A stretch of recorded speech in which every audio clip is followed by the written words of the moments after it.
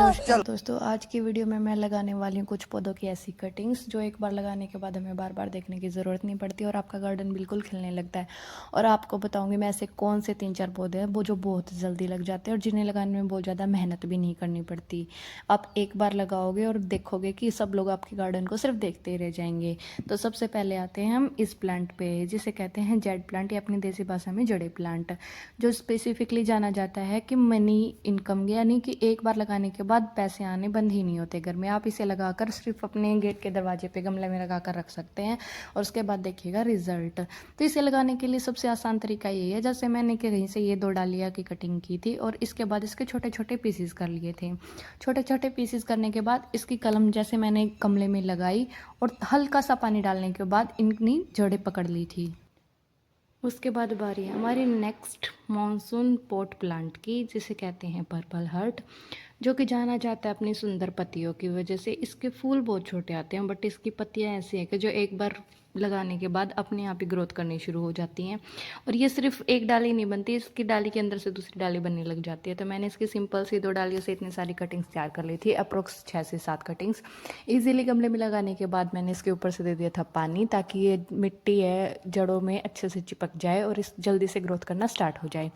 उसके बाद बारी आती है हमारी ये देसी, जिसे कहते हैं बिच्छू बंटी या फिर रोजमेरी। इसे लगाने का सबसे आसान तरीका ये कि एक बार कटिंग करके लगा दो और जो इतनी आसानी से बढ़ेगा कि जिसकी कोई हद नहीं है। और इसके फ्लावर्स आते हैं बेबी पिंक, डार्क पिंक या वाइट कलर के, जो देखने में बहुत ज़्यादा सुंदर लगते हैं। अगर आप कुछ और नहीं लगा सकते तो इसे आसानी से लगा सकते हैं, जो हर जगह अवेलेबल भी हो जाती है और देखने में बहुत ज़्यादा सुंदर लगती है।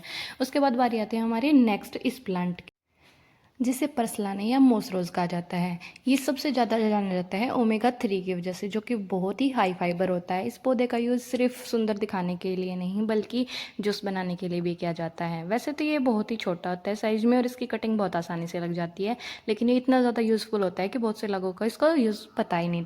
इसके ऊपर फ्लावर्स इतने सुंदर आते हैं कि एक बार लगाने के बाद पिंक कलर के या फिर येलो कलर के फ्लावर्स आते हैं, जो देखने में बहुत सुंदर लगते हैं।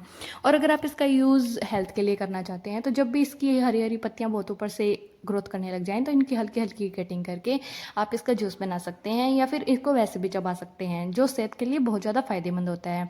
और एक बार छोटी छोटी कटिंग लगाने के बाद हफ्ते या 10 दिन के अंदर आप देख सकते हैं कि इतना ईजिली ग्रोथ करता है और बहुत जल्दी। ज़्यादा पानी की ज़रूरत इसे बिल्कुल भी नहीं होती, दिन में एक बार आप थोड़ा थोड़ा पानी डाल सकते हैं।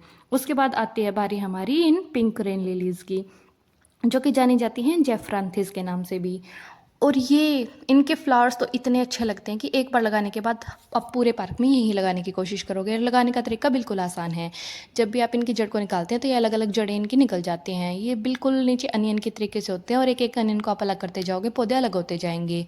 इनका जड़ फटने का कटने का भय बिल्कुल भी नहीं होता और इतनी आसानी से लगने के बाद ये हफ्ते दिन में तैयार हो जाती हैं। नेक्स्ट ये है रोएली, और ये जाने जाते हैं अपनी ब्राइट पर्पल फ्लावर्स की वजह से। मैंने ये सिर्फ एक लगाया था और उसके बाद ये अपने आप ग्रोथ करने लग गया था। मैंने ये लगाया था अप्रोक्स 1 महीना पहले, जो बढ़ के इतने सारा हो गया है। एक बार लगाने के बाद ये पूरे बगीचे को अपने आप ही सुंदर बना देता है। लास्ट आता है हमारा नैनतारा या फिर सदाबहार। ये भी मैंने बहुत दिन पहले लगाया था, जिसकी वजह से बाहर से धूप उग